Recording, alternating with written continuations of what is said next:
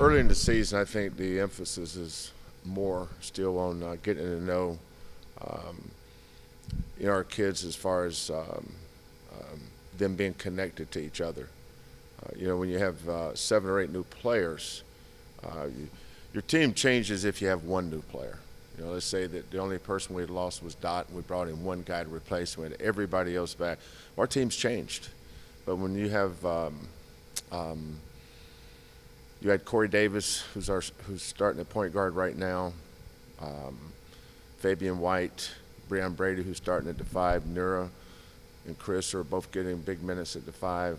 Cedric Alley, who's getting better every day. Gabe Grant. There's just so many layers of improvement that we're in the process of going through. As a coach, you want to win every game, but you also realize that there's a level of patience that you have to have with new players. But our big thing is, don't choke on flies and let the gnats kill you.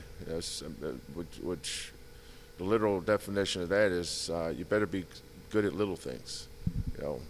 Whether they be communication issues or fouling issues. I think one of the things that most teams go through this time of year, you foul too much, which means you're putting teams on the free throw line and giving them free points. Because when referees come out of the summer, they're like coaches. They have their marching orders. Their job is to enforce the rules. Our job is to adjust to them.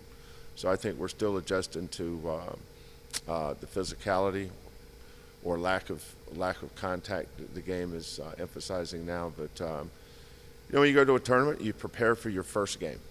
You don't know who you're playing in the second game, so there's no sense worrying about that one. But everybody's in the same boat. We're going to play Friday. We're going to play the winner of Mercer and Liberty, who are 2 well-coached, excellent teams on Saturday if we win on Friday. Now, if we lose on Friday, and we play the loser of that game. But I go into tournaments focusing this time of year still on the big picture. We'll worry about Drexel probably on Thursday.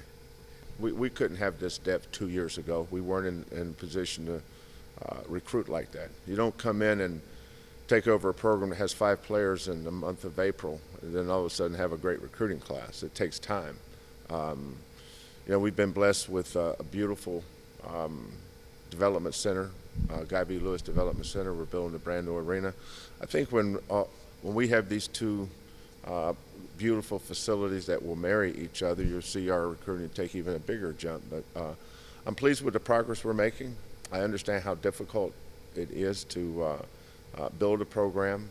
But we're finally this year, in our 3rd year, I don't call it the 4th, I call it our 3rd year, that now we have competitive practices. To me, that's where our depth helps us the most. Sure, it helps us in the game, but every day in practice you see Galen and Corey banging each other, battling it out, Armani and Rob, Wes and Gabe and Mike, and then Devin going against Fabian, Breon, Val, Chris, Nura, rotating in.